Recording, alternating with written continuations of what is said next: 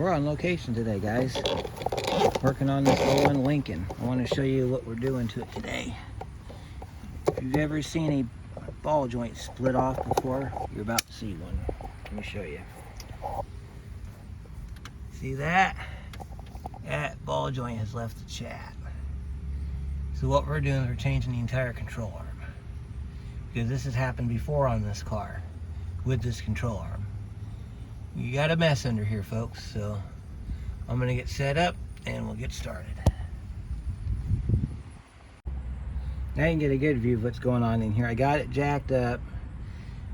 See, the ball joint left the chat, as I said earlier. I'm getting the ABS speed sensor out of here so we don't cause any more problems with it, because it's stretched. This thing was stretched to max capacity because of that ball joint being broke. So far, I can't see any other relevant damage here. So we'll get this all taken out. Should come right out. Probably gonna need a pair of pliers to twist that a little bit. So I'll go grab a pair of pliers, and then what we can do is we can set this over there somewhere so we can get in here. We're gonna put the pickle fork down under here to get that, hopefully get that out. We're gonna drive that nut off. Then the ball joint will be gone. We got some boards and stuff we gotta move out of the way, because we gotta find a spot to put our jack. We're probably gonna put our jack underneath the end here. And the only reason we need the jack there is because we got to take the two bolts out of the bottom of the shock, and we got to have something to catch the spring. So we're going to put the jack under this piece here. Jack's going to go here. The two bolts are under here for the shock, and then we'll lower the jack down, which will take the pressure off the spring, and we should be good at that point. Change out the control arm, because the bolts for the control arm are way back there. They're over here. Your bolts are back there for your control arm. There's one there, and then the other one's on the back side here. And I guess those are going to be 24 millimeter, but I don't know, because I've not done one on this generation of Lincoln. So we're not going to pull the tie rod end off, because that's the only thing other than the upper control arm that's putting any stability to this system. We want it as stable as possible when we put the lower ball joint back in. So we'll just tighten that back up, and we'll get this stuff out of the way here. We got a 2x4 or 2x6 and a cinder block under here, and that's just to keep the car off the ground, so that you get a jack underneath it. So we need to pull our support system out of here and replace it with our floor jack.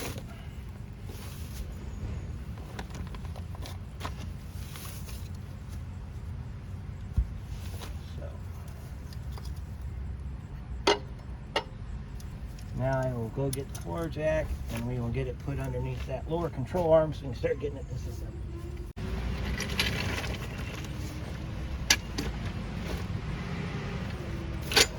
You might be hearing some semi trucks in the background because we're right off the main highway. So I apologize for the noise.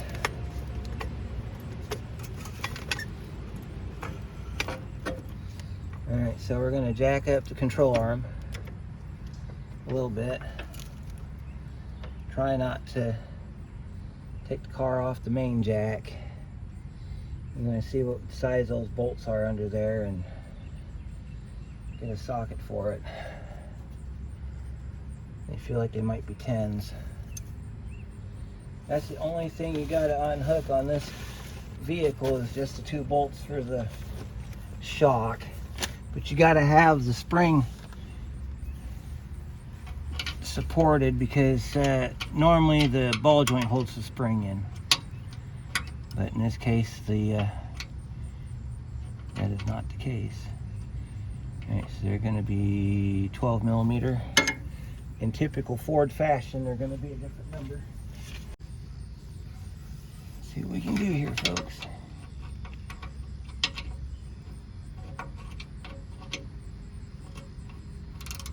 we go.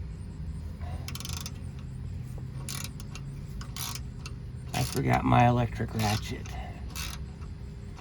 So we got to do everything manually today.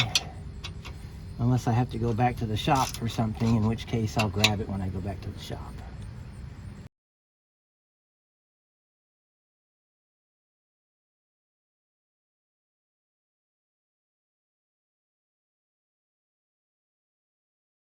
Taking forever to come out.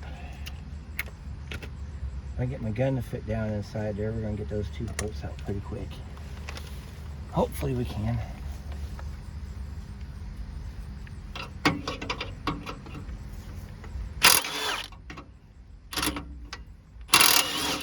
There's one.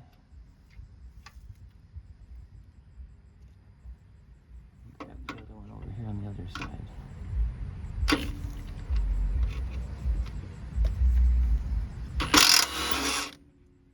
There we go, that's better. Now we're going to lower the jack down and see if that control arm will hang. The spring might fall out, and if that happens, that's fine, because we're going to just work with it. Because some of these springs, they have a attaching bolt on the inside of the control arm. I don't think this one does, because I don't see one. So we're just going to lower this down and get this out of the way. Then we're going to clean our spindle up. So you always want to be careful of this. So I'm going to move you out of the way, and then I'll bring you back when we got it low. Well, actually, you know what? In case there's some carnage happening, let's back you up out of the way here.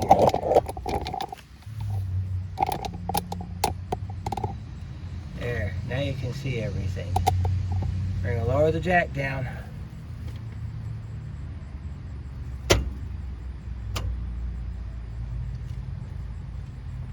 Okay, that didn't go the way I wanted it to.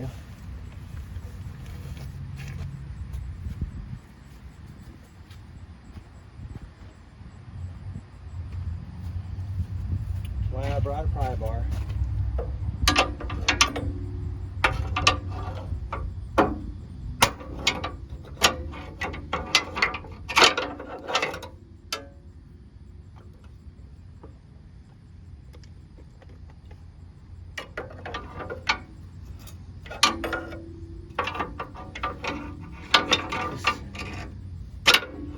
Spring don't want to detach. That's both good and bad. Oh, that's why the shock's still in the way. Alright, hang on a minute, guys. We got to jack it back up, and we got to rotate our shock. That's why it didn't do what I wanted it to do. Probably need to take the shock off the top too, don't we? I'm trying to figure this out.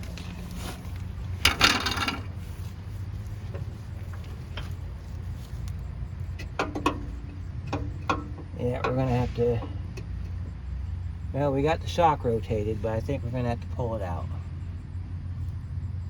So let me grab the top bolt real quick, and I'll be right back, and we'll go ahead and we'll let this thing down. Alright, after much fighting, I finally got the shock out. I had to pull the shock out because the spring will drop. The spring drop.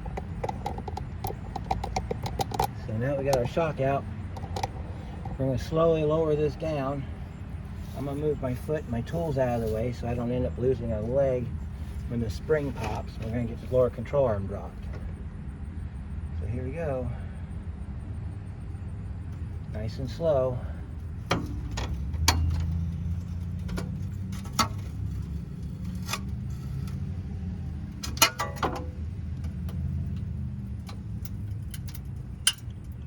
We have a lower control arm that has been relieved of all its spring pressure. Alright, now I don't think we're in danger of that spring popping because the spring is still stuck in the car, but it's not going anywhere because we got 2 bolts we got to pull. So we're going to get the control arm off, and then we're going to figure out how to get this ball joint out of here, and then we'll put the new control arm on and get it all back together again. So we got to figure out what size those bolts are. I've got a 24mm socket. It's the biggest socket I got that I brought with me. And it's not that big, so I'm thinking maybe it's a 22. So let's see what the 22 does. Nope, it's a 21. And I do have a 21 with me, so let me go get it. And I'll be right back. I apologize for you staring at the sway bar. On the other side there is the front bolt we got to take out. Now all I'm going to do is I'm going to get the nuts off of it first. And then when I get the nuts off, I'll use the hammer and I'll smack the... Oh, they're not 21s. The other side of 21. Let's take our wrench and take a look. That side's a 21, so that must be a 19. And in good fashion, you missed it. I moved the jack out of the way. The control arm dropped and the spring fell out with it. The good news is the spring dropped exactly where I wanted it to. I got the back bolt out. I gotta get the front bolt out. Here's the back bolt. When you go to pull these out, they have these nice little finger busters on the end. So make sure you put the finger busters back on and you'll be golden. We're gonna pull the jack out of the way. I had to strap up the spindle to get it out of the way because my impact won't fit in there. So I had to use the ratchet, and I needed to have room for the ratchet to do its job. So this is top of your shock or your spring. So we're gonna pull our spring out. We'll set it over to the side. We gotta pull that bolt out. Should be just as easy as prying it out like I did the other side. So I gotta find my pry bar that I just had. And we'll pry that other side out, and then we'll have our controller mount. You just get in there. Actually, I think we could probably pull it out by hand. No dramatics needed on this day, is there? Well, there it is. There's our bolt. And there's our control arm. And just grab it and pull it down. Grab it out. Throw that in the truck, and we'll take it to recycling. After we examine it to see what happened, we have to look at the other control arm to see if we need that bump stop, and if we do, we got to pull it off the other one. Alright, so we're going to leave the wheel like it is.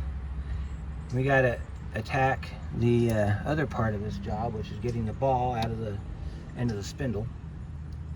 I think if we let this go, I'm going to move you out of the way. If we let the hub go and let it rest, because we can always pull it back up. Grab a hold of it from the back. There's going to be tension. Just let it down nice and slow. And we can go ahead and we can go after that right there. What you might want to do at this point, we got to figure out how to get that out of there. I think it's a 21. Get the bolt off, or the nut off. Let me get my jacks out of the way so I can get over there. I'll move you over here too. You can kind of get a good view of what we're about to do from right there, I believe. Get my jack out of the way. That's what happens when you work yourself into a confined space. Yep, that's what happens. Alright, so you can see okay. Just about. You're staring at a bar. Let me get you over here. Yeah, you can see the ball right here. There's your ball right there on the other side of the tie rod end. So let's see, I think that was a 21. We might be able to beat that out, but if not, we have ways. Let me see what size that nut is real quick. I got a 21 on the end of my socket here. Nope. Or on the end of my ratchet. It's not a 21. I think we came to the conclusion it was a 22. Pull back. So we got our socket on there. No, it's a 24. It was a 24 that I brought, not knowing it was a 24. Yep, that's what it is. Does help when you put a swivel on the end of it. Anyway, let's get our impact gun and see if we can get that bolt broke loose, or that nut broke loose. Then we can work on getting that ball out of there, start getting this car back together again.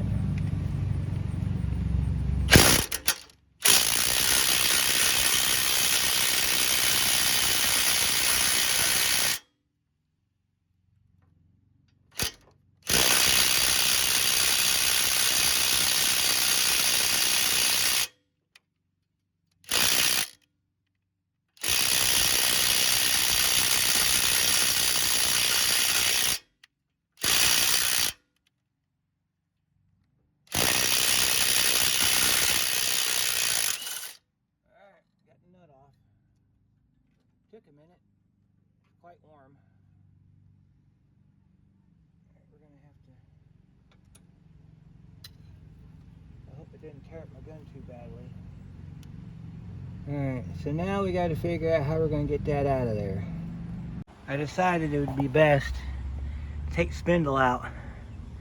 So if you have to take spindle out, you got to pull your brake caliper. There's a ABS module, or not module, but an ABS wire you got to unhook. That's under the hood. Your shock is already out. Your spring's already out. So I'll show you. We got it on the back of the truck. We're going to take it back home to the shop. We're going to get it hot, and we're going to bust that piece of ball joint out of there. And then we'll bring it back over here and put it back in the car. It's a lot easier than it sounds. So let me show you what we got. Yeah, in the event you can't get the wire out, because there's a 10 that comes out here, you're supposed to be able to twist that and pull it out. It plugs in on the frame rail down by the battery. So that's the ball joint. We got to get this out of here so we can reuse this knuckle and put this car back together. We've also got to straighten out the dust shield, which we'll do later, because it's supposed to be attached to a bolt right here and it came apart. It's part of the accident. So I don't know if I showed you yet, but the inner fenders are going to have to be cut on. We got the car set up on a block system there. The jack's there to hold it up, but if the jack fails, it'll lean on the cinder block. So we're good there. Yeah, that's damage. That's what happened when the control arm dropped. The tire went right up into the fender and it grabbed the fender well and pulled it up with it. So what we're gonna have to do is, I'm probably gonna end up cutting it right in here with my saw, cutting this bottom section out, and then later on, if I find one of these at a pull apart somewhere, I'll get it for her and bring it back. So next step we're going to do is over at the shop, we're going to look at getting that ball joint out, and then we're going to examine our lower control arm that we got out of here. And oh, we need to check one thing.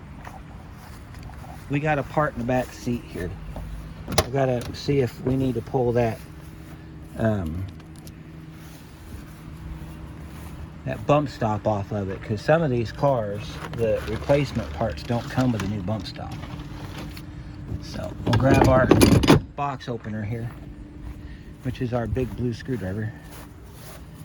I already checked these for right part number, so this is the right part number. And that's the part number for the passenger side. Driver side is, I think, 49, if I remember right. And they were going to change the driver side also, but the driver side's fine, so no need to do that. All right, let's see if it comes with a new bump stop. There's the new ball with a nut. No, it does not have a bump stop. So we're going to have to take the bump stop off. So we're going to have to strip that control arm down, with the exception of taking the old base out, because the old base ain't worth nothing. So let's see, to get that out, we got to take that nut loose, and then that bump stop falls off. We'll get that at the shop. All right, we're back on location. As you can see, we got our parts over here. This is the shock that you're going to need for the front if you decide to change the shock out. I've had pretty good luck with these, so that's why we're going to go with it. And it's 20 bucks. It's not like it's going to break the bank. And of course, we got this here. This is our wheel speed sensor. We're going to put that in at the end. And I gave you the part number for this earlier in the video, but I'm going to go ahead and do it again because I realized it wasn't a very long picture. So this is your part number. Let me get it closer so you can see it better. There we go. Sorry if it's out of frame. So what we got to do is we got to prep this for installation. So to prep this, you got to get it out of the box. Set the box over here somewhere. This has to have a bump stop installed on it for the strut, or for the shocks actually. So, yep, this is how you fix this problem. Especially if the car has a history of having problems. So, there should be a kit in here because this is a grease fitting. So we got to flip it upside down. Put the grease zerk in last. Oh, and it comes with new shock bolts too. So that's a bonus. We never did an unboxing on this, so that's kind of a good thing that we did that. Alright, so we got to get in the back here. Grab our strut, or our bump stop. This is what the bump stop looks like. It's got an alignment tab on one end. That's a 15 millimeter bolt right there. We got our gun set up. So, let me see if I can bring you closer so you can see what we're doing. I got you set up in the back of the truck, so we got like unlimited views here. Alright, so you can kind of see these holes over here. That's where this is going to go. So, it goes like this. Kind of slide it up underneath like that, and then that little tab holds it in place. And you get your nut back on it.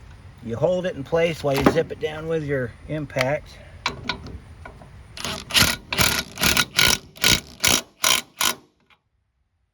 the bump stop's installed. Like I said, put that in last. So now comes the fun part. I think the shocks on this car, they go on inside the spring. As you can see by the holes right here, that's for the shock to sit. So we got to open up our shock box, which should be just as easy as using one of your random car keys you have on your key ring. Sometimes you can peel it apart, but a lot of times I like to cut those.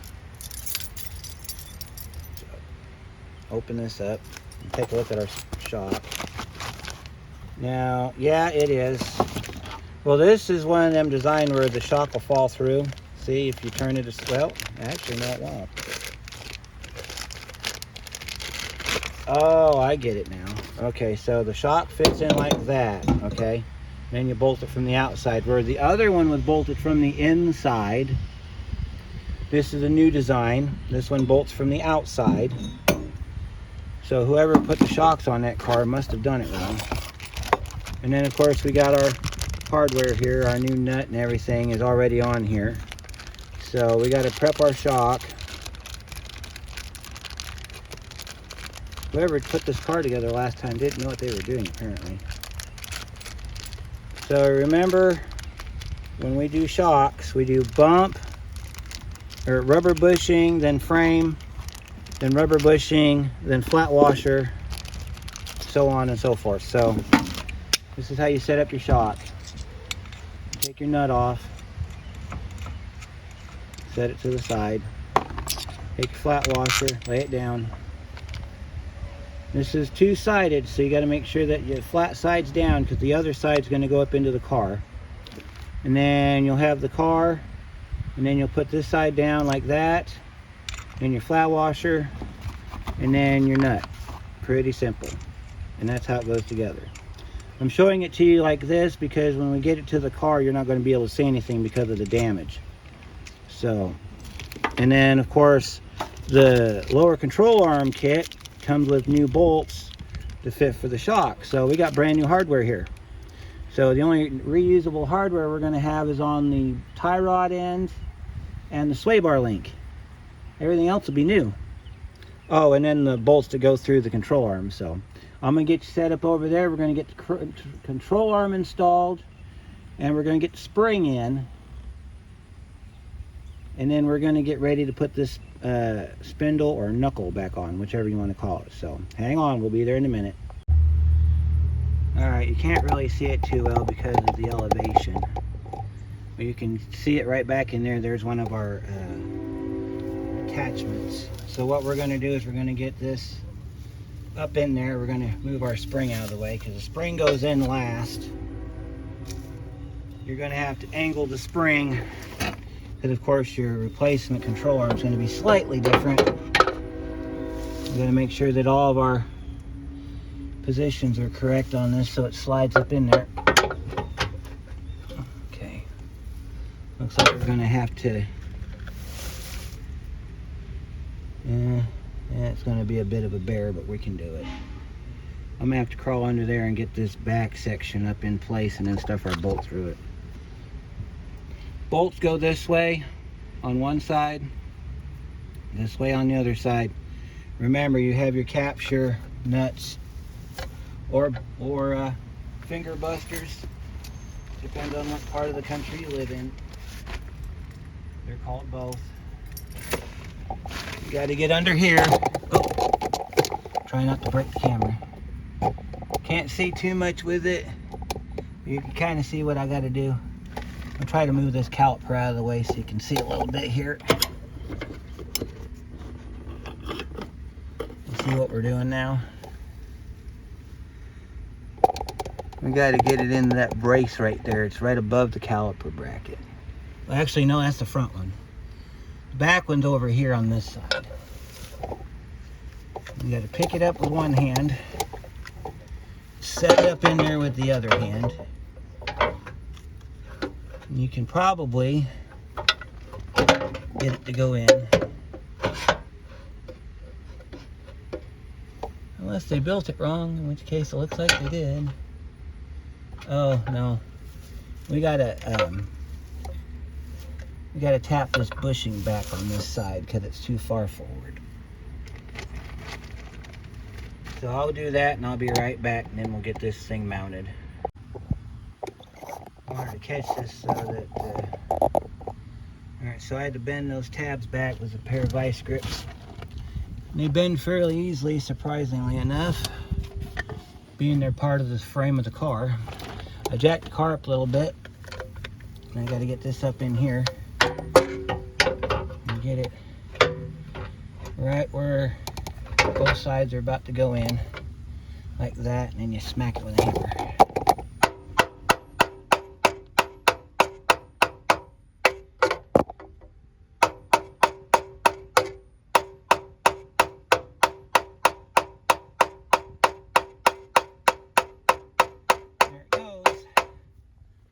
Trying to get up in there. Just kind of move it around a little bit. Put a little bit of pressure on it with your hand while you smack it with a hammer.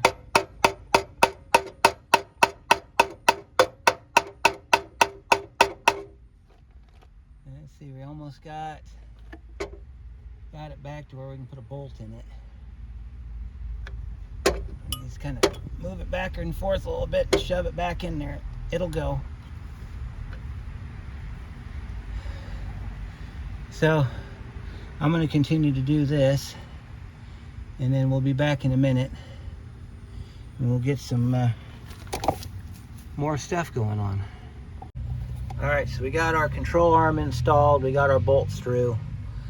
You're going to have to use a jack, and you're going to have to set it up underneath the bottom edge here, and you're going to have to mess with it to get it to line up. So don't be surprised if you can't get it right away, because it took me about an hour to get that part done. So we got our rubber bushing already up inside the frame. let me go grab my spring and I'll show you what we're dealing with.